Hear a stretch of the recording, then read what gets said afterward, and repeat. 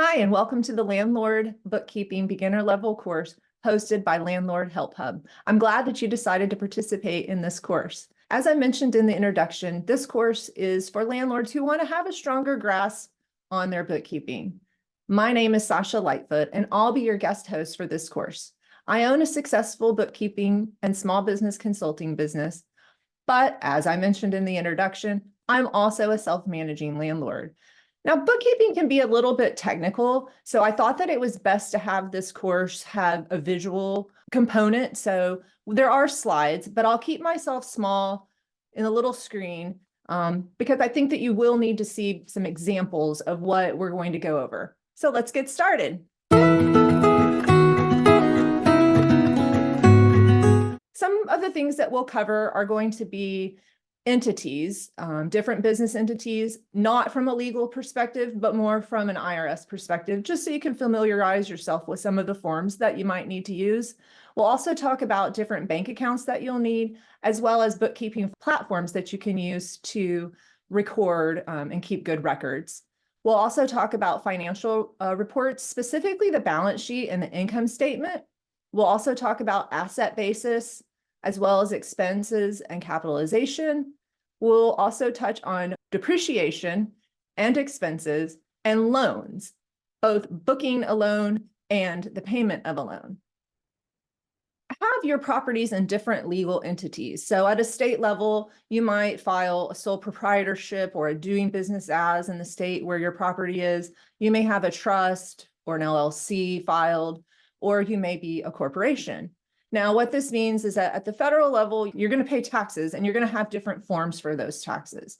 So for example, a sole proprietor might they would file a Schedule E Form 1040. And then there might be additional forms that you file based on the type of entity that you are. So additional forms might include a Form 8825 or a Form 1065 or a Form 1120S, depending on if you're a multi-member LLC, partnership, or S Corp designation for federal tax filing. A tax professional will be able to help you, and or maybe a tax attorney or whoever helps you set up the entity that you want your properties to be owned under. The next most important thing is going to be your bank accounts that you need to have open. I would say that you need at minimum 2 bank accounts per property. The first account will be an operating account, and that's where you're going to pay your mortgage or your insurance or your vendors. That's where your tenants' deposits for rent are going to go. I would highly encourage you to use auto payment when at all possible, especially if you're able to have a buffer in the account, because this will just prevent a missed payment or missed rent deposit if the tenant can have auto deposit to your account. The second type of account you're going to want to have is a savings account. Now, a savings account can be for reserve funds that you just set aside each month or each year for repairs and maintenance or things that make your property continue to run, like a reserve account of sorts. But I would also say that a savings account is where you would want to park your tenant's security deposit. You'll need to check the state where your properties are, because some states do require that a tenant security deposit be held in an interest-bearing account. So some states also require that a landlord not only hold the security deposits in an interest-bearing account, but also then pay the tenant the accrued interest on those accounts. Huge caution here. Please do not mix your rental books and your personal books, like your personal household, because if you mix them, it's very hard to unwind that. I would even say if you have multiple properties, unless you have superb bookkeeping skills or some way to be able to segregate out, hey, this rent amount belonged to that property and this, landscaping payment belonged to this other property.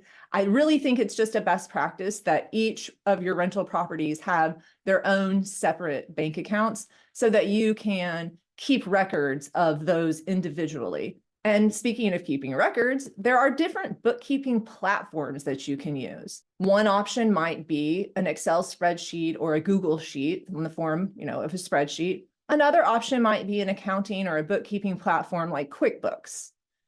There are pros and cons to both. I would say that a pro to Excel spreadsheet would be that it's free. So that's good. And it's better than nothing, honestly. I mean, it's better than not keeping track. It's better than just a simple check register. You would be able to create some professional looking financials in a spreadsheet. Some pros to QuickBooks might be that they very easily produce those professional financial statements. It's as simple as putting in a date and it pulls up all the transactions that have been entered. You can also use QuickBooks, in my opinion, without a whole lot of accounting or bookkeeping experience or knowledge, because it does all of the back end journal entries for you. So it might just look like you're writing a check, but then QuickBooks, based on what you put in, knows where to put those items on your financial records.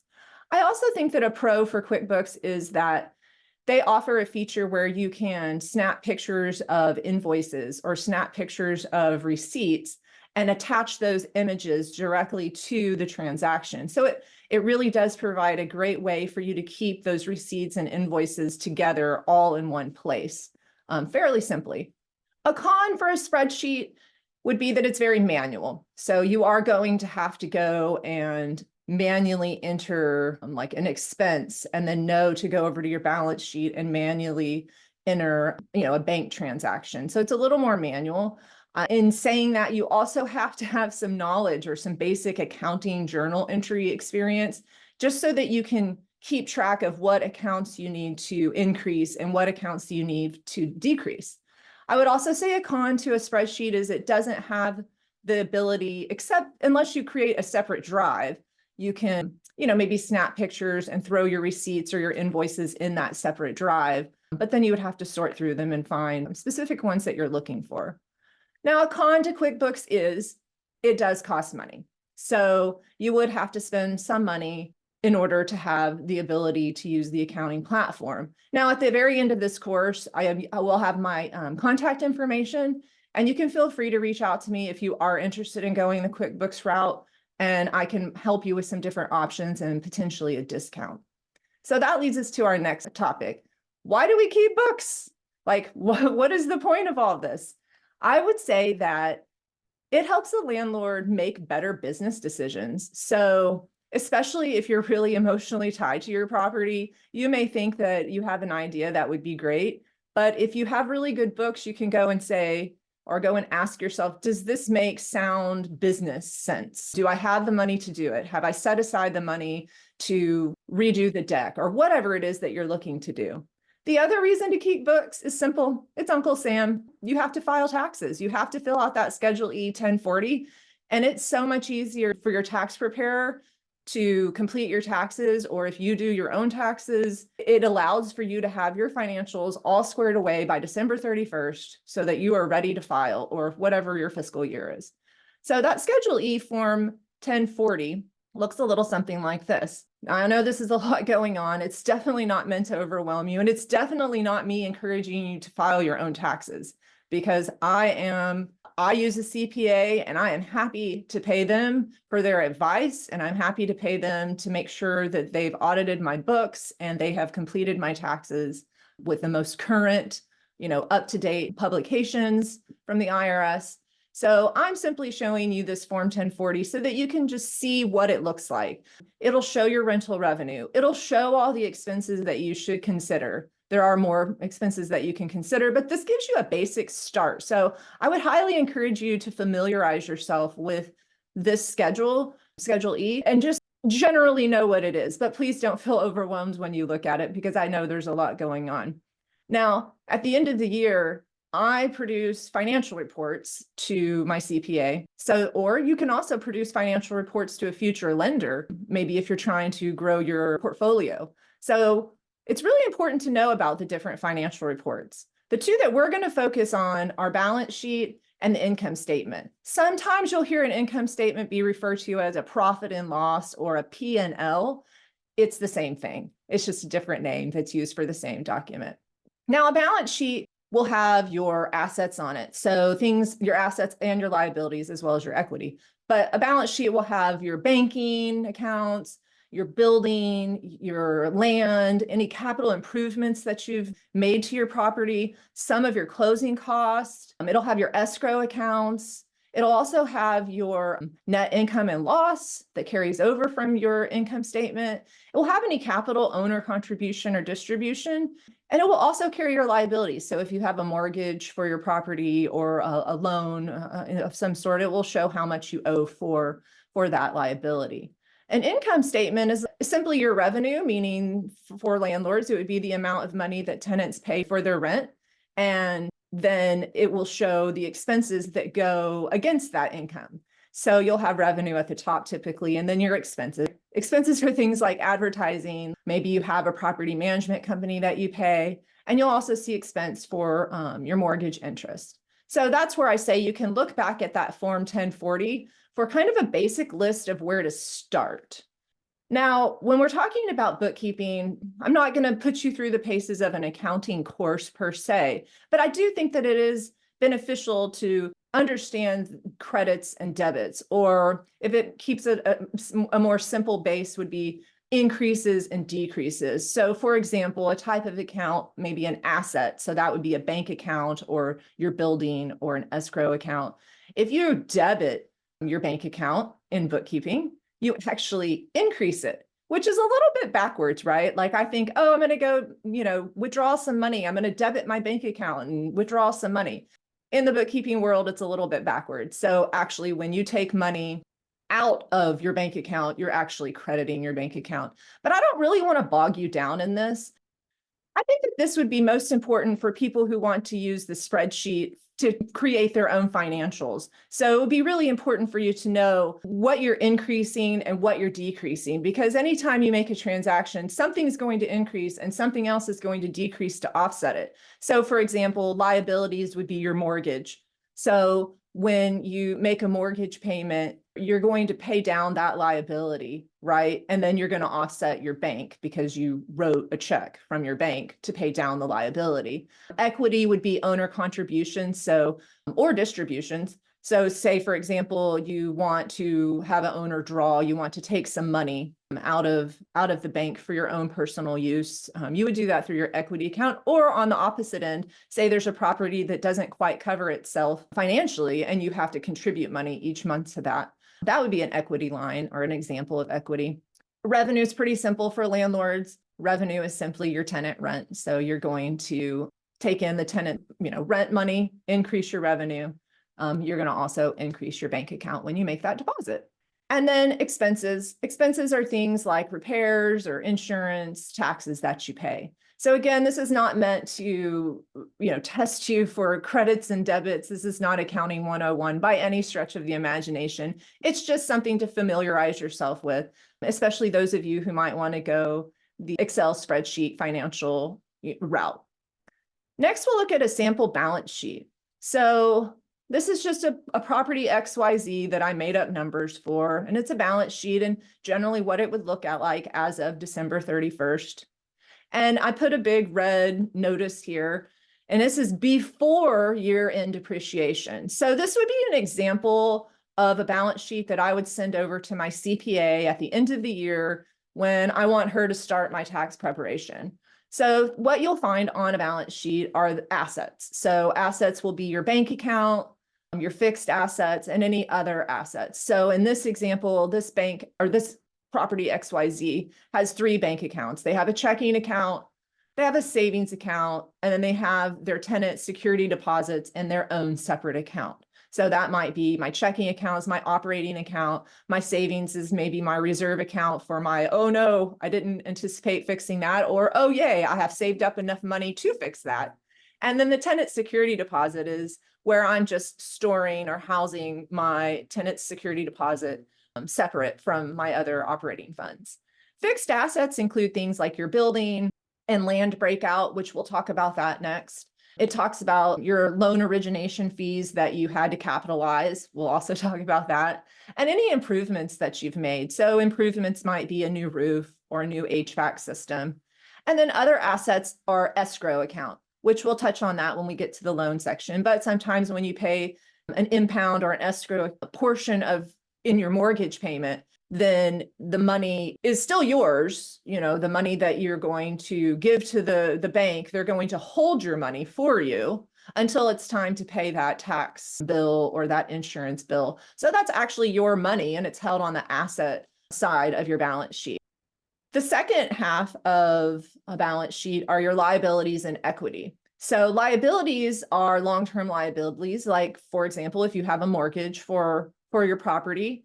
A liability is also, believe it or not, the tenant security deposit, because that's not your money. You technically owe that money back to the tenant. So it's money that you owe, meaning by nature, it is a liability. Now, that will change if, say, they skip out on rent, or you need to deduct some portion of repairs and maintenance. So, but that's where you park the tenant security deposit when the tenant pays you that money. It's money that you will owe back to them. And then you also have your equity, which is your owner draws, your owner equity, and your net income. So in this instance, for this property XYZ, they have a net income of $9,445. So where do I find all of the details for that net income? Well, there'll be a simple line item on your balance sheet telling you the total, but to find all the details, you actually need to look at your income statement. So here's an example of an income statement for property XYZ. And you'll see at the very bottom that net income of $9,445 ties directly back. That total ties directly back to the balance sheet on the previous screen. But here on the income statement is where you find those details. So as we discussed on an income statement, the top is usually the revenue, which for landlords will be the rental income. So that's all of the money that the tenant has paid you for the year. Then underneath you have your expenses. So maybe you have advertising or cleaning. You'll see the depreciation line is blank right now because this is before, notice the big red star, before year-end depreciation. So I have not booked any depreciation for this property yet. We'll get to that as an example when we talk about depreciation. You'll also have expenses like HOA or insurance. Interest, the interest portion that you pay on your loan. We'll talk a little bit more about that when we get to loan bookings and payments. You might pay for landscaping, you might pay for repairs and maintenance, and unfortunately, you might pay for taxes as well. So those are all the expenses that are going to offset the revenue. Now, you may also have some other income, kind of like we talked about the security deposit that might earn interest. Well, you would need to also record that earned interest that, you may pay depending on your state. You may be able to keep that interest, or you may have to pass that on to the tenant. Have you lived in the house for a while and now you're deciding to turn it into a rental? This can get a little bit tricky. So a good place to maybe just start would be looking at the county tax assessor's record for the building and land value. Not so much the dollar amount per se, but I look at the percentage that they break out, how much percentage they assign to the building and the percentage they assign to the land. For example, if your house is $100,000, do they book $70,000 to the building and $30,000 to the land? If so, that gives me a percentage that they think my building and land is worth. Now, that's just for reference. That is not the number that you're going to use, but it just gives you an idea of how far are you on or off base with that. Usually the basis is the cost of the property plus any amount paid for capital improvements. So your value of your property is usually determined by the lesser of the fair market value or the adjusted cost basis. So I highly, highly encourage you to get advice from a tax professional for the best practice of what you should do if you've lived in a house for a while and you decide to turn it to a rental. Because what you decide here will not only have current implications, but it has future implications when you go to sell the house. So if you're in that scenario, I really do encourage you to get some good tax advice.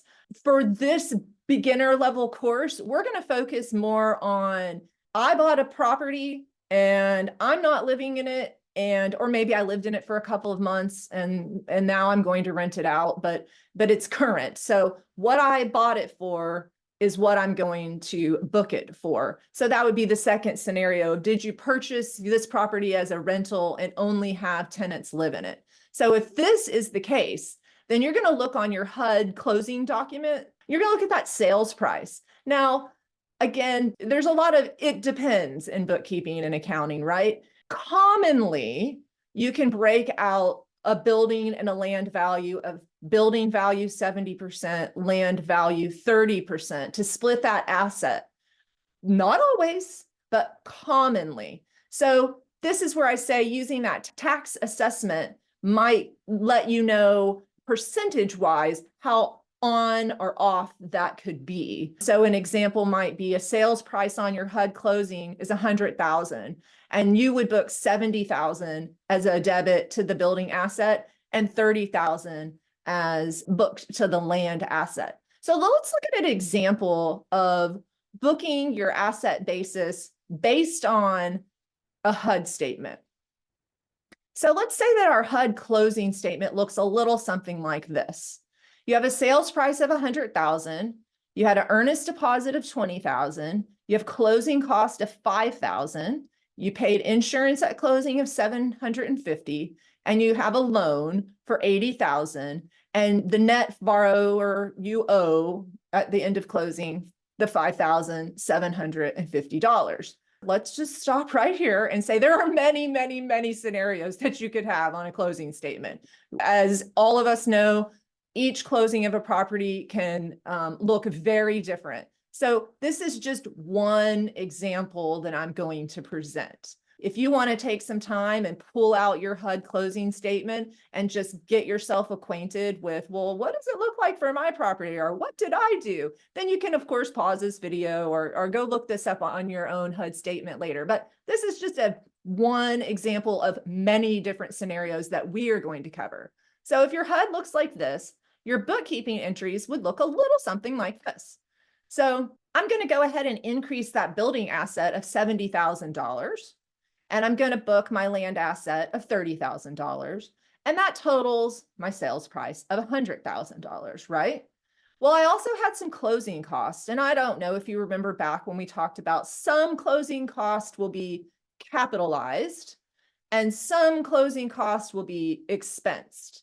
So these would be the closing costs that you can't just write off all in one year. You're going to have to write these off through a series of years because they were in conjunction with you buying this total asset. So they need to stick with the building on your balance sheet. So we're only going to focus, and I'm not going to get in the details because that's a little bit more of an advanced course.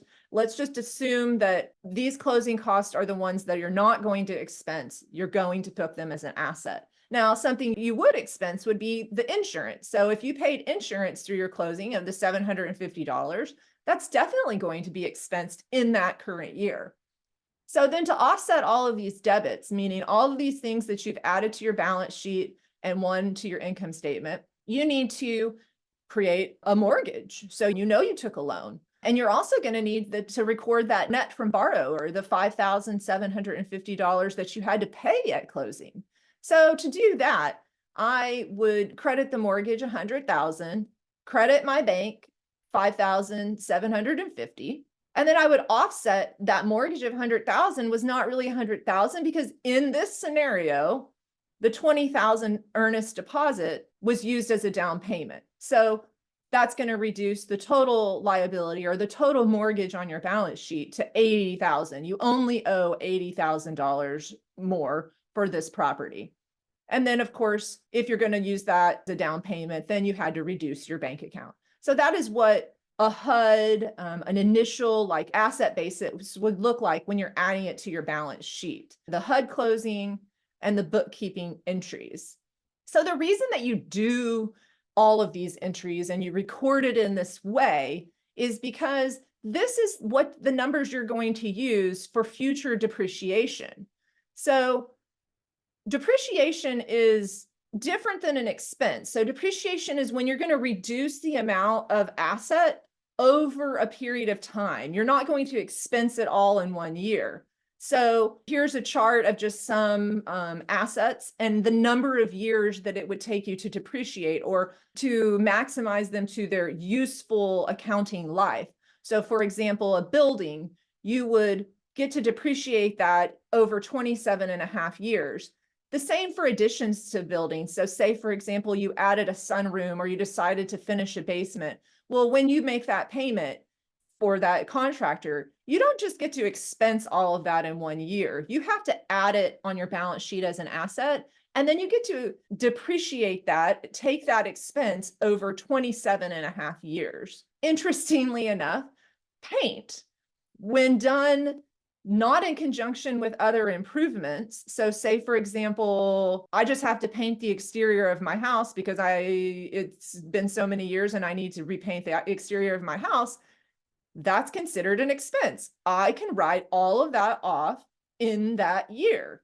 However, if I redo my kitchen and get new cabinets and counters and all of that, and in conjunction with that remodel, of course, I have to repaint the kitchen, then the paint of the kitchen would have to be capitalized because it's in conjunction with a remodel or an addition or a capital improvement of the property. So there are some little nuances that you might want to familiarize yourself with. Let's talk about roofs. So say that my entire roof was ripped off and I needed a new roof. Well, then I would need to not expense that whole roof in 1 year. I would have to expense that roof over 27.5 years. The same with an HVAC. So let's say that I have to install a new furnace. Well, I don't get to expense that entire furnace in 1 year. I need to depreciate that over 27.5 years. Now, here's where it's important to point out that that's very different than having a vendor come and just maintain your furnace. If a vendor comes and just maintains your furnace, well, then you can expense that service fee in that year. So we're only talking about if you have to completely replace something. Then we have flooring. So carpet has a depreciation cycle of 5 years. So if I replace all the carpet in my house, I don't get to expense that in 1 year. I have to expense that over 5 years. Where interestingly enough, vinyl and laminate and wood floors, those will be depreciated over 27.5 years. Now, depreciation, its main purpose is to just reduce those assets over a useful lifespan. It just means that you can't expense everything in 1 year. So the annual depreciation will actually reduce your net income on your income statement. But you really do need to plan with your CPA or your financial advisors how to best offset this unallowed passive losses that you might have if that applies to you. For example, unallowed passive losses carry on year to year, but if you talk to your financial advisor or your CPA, there may be other transactions or other scenarios or other things you can set up to be able to have a complete understanding or plan of what you need to do for your financial stability. So depreciation, if you're using TurboTax or doing your own taxes, you're going to need to keep track of this. I use a CPA. So when I send my taxes over to her, she sends me back, hey, here's your depreciation schedule. Here's what you need to, the entries that you need to do and that you need to book. So again, this is not meant to overwhelm you. It's just meant to give you an understanding of the depreciation schedule. So when we talk about depreciation, we also have to talk about, well, when do I depreciate something or capitalize something? So when you capitalize something, you add it as an asset to your balance sheet and you can depreciate it over years. And when do I expense something? When can I just say, hey, this happened and put it as an expense on my income statement? Well, when you're going to capitalize something, it might be an addition to the property, like we talked about. It may be that major kitchen remodel. Maybe you do a fence, or you add a room, or you refinish your basement, or you replace all the flooring in your house, or you get a new furnace. That would be something that has to go on the balance sheet and depreciate it over the years. An expense, we use that scenario of the paint. So if you need to just paint the whole interior of your house and you're not remodeling anything, you just have to repaint all of your house, well, then that would be something that you could expense in that year. Another example of an expense would be that repair or a service, not a replacement, but just a repair or service. So say, for example, the carpet cleaning company comes out and they clean all the carpets in your house. Well, then that would be something that you could expense in totality in that current year. An example of when you might need to add or capitalize an appliance. Now, appliances, if it's over a $5,000 appliance, so say, for example, you have a really high-end range or cooktop or a really high-end refrigerator or freezer system. If you have to replace that and it's over $5,000, you can't just expense that all in 1 year. You'll need to add that as an asset on your balance sheet and then depreciate that over a period of time. Now, if you have an appliance that's $5,000 or less, say, for example, your dishwasher decides to break and instead of repairing it, you just want to replace it, well, then you can go ahead and expense that in the current year as long as it's under $5,000. Now, we already touched on this a little bit, but there are certain closing costs when you're acquiring or selling a property that can be added as an asset on the balance sheet and that they have to be expensed over time. So some of those include, but are definitely not limited to, like abstract fees, legal fees, recording fees, transfer taxes, title and insurance, different recording fees. So again, if you want to pull out your HUD and just familiarize yourself with what some of those certain closing costs are, you'll know which ones can be instantly expensed for the year and which ones have to be added to your balance sheet and depreciated over time. Some of the closing costs that you'll find on your HUD that can be expensed in the current year would be things like insurance premiums, maybe a fee for appraisal, maybe payments for your taxes or payments for your credit reports. Those might be items that can be instantly expensed in the current year. So now that we've talked a little bit about depreciation, we've talked a little bit about when you capitalize or you make an asset with depreciation, let's talk about what the journal entries look like for depreciation. So let's just talk about one depreciation scenario. Let's go to that building asset where we booked it as $70,000. And let's say we acquired a new HVAC for $10,000. Now, both of those have a 27.5-year depreciation. So for that scenario, our bookkeeping entries would be, I would get to depreciate an expense of $2,545.45 for the year for my building. And I would get to depreciate expense $363.63 for that HVAC that costs $10,000. Now, that goes on my income statement where I get to write that against the rent revenue that I took in for the current year. But the offset to that is going to go on my balance sheet. So I will have what's called an accumulated depreciation.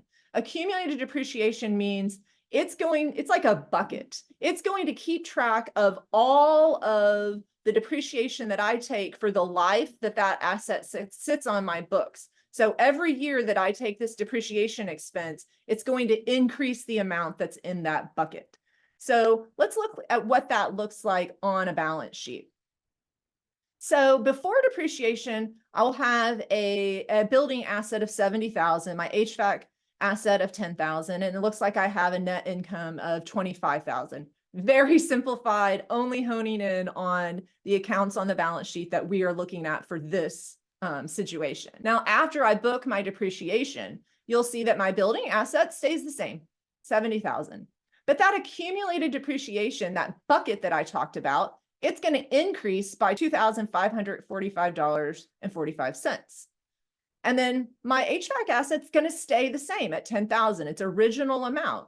But then I'm going to have this accumulated depreciation, this bucket, and each year I'm going to add to this bucket, and it's going to keep increasing until it reaches $10,000. Then you'll look down at the net income. Well, doing those transactions actually dropped my net income because I got to expense the total depreciation for both the building and the HVAC. I got to expense that against my revenue. So that depreciation actually drove my net income down, which is good because that net income is what I'm going to, pay taxes based on. So the depreciation will actually help change the amount of taxes that I pay. So let's go back to that sample balance sheet that we were looking at before. Now, this is the property XYZ balance sheet after we've done our taxes and after we're going to book all of our year-end depreciation, right? So nothing has changed on here. But for this particular building, it looks like I get to take depreciation of $11,491. That's over in the white section off to the side.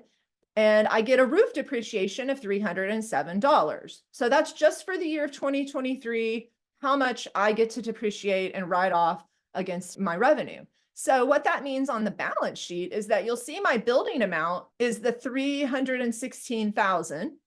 And for that building, I have an accumulated depreciation of $126,005. So that's my bucket where every year I dump this depreciation expense into. So when I go ahead and I take this year's depreciation of $11,491, well, that number, that accumulated depreciation is going to jump up to $137,496. So that's what will carry forward into 2024. And then likewise for the roof. My roof accumulated depreciation sitting on the books before I do my depreciation for this year is 3,518. Well, when I take the expense for this year of 307, well, my bucket's going to grow, right? So now my accumulated depreciation will be $3,825. Then down at the bottom, you'll see your net income. Well, your net income was $9,445. Now your net income is actually a net loss of $2,353.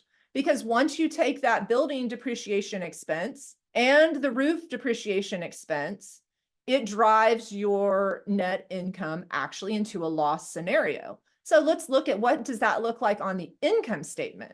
So this is the same property XYZ income statement after year-end depreciation.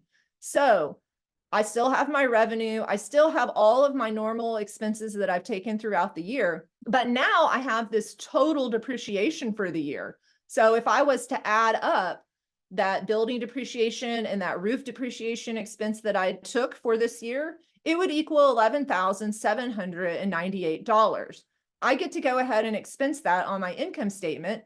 And again, that drove my net income from the $9,445 down to a net loss of $2,353.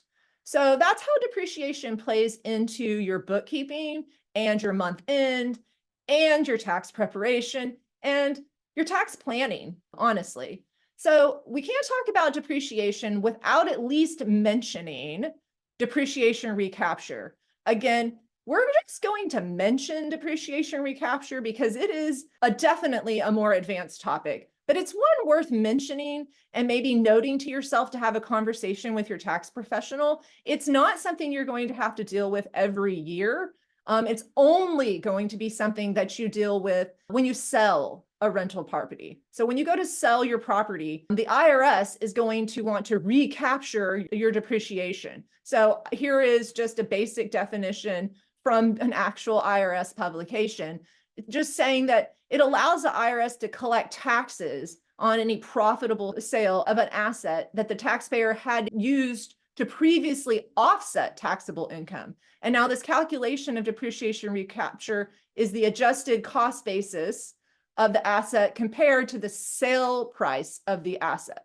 So that can get super confusing, but what I don't want to happen is you have a conversation about depreciation with someone and they bring up, well, what about depreciation recapture? I want you to at least have heard the word before and at least have the opportunity to talk to your tax professionals about how you will tax plan for that scenario. That is a lot of information that I've thrown at you. So please, please don't feel discouraged at this point. We have reviewed a lot of information. You'll be able to go back and make notes or rewatch this as you need to. And I am mentioning things that we're not going to go in depth with because I'm trying to keep this a beginner levels course. So now that we've talked about depreciation and what you put on the balance sheet and you depreciate over time, we need to talk about the expenses. So expenses are things that you can take in the current year. So like I had mentioned, that Schedule E, that IRS form Schedule E is really good for what bookkeepers or accountants use, a chart of account. So it gives you like a basic breakdown of types of expenses that you could have. Now, there are more and less you can have. Those are not the only ones you're allowed to have, but it's a good starting point. Now, if something that you do to your house, if you have a transaction and it's not a capital improvement, meaning it's not a remodel, it's not a replacement, it's just a repair and maintenance type item, then it's going to be an expense.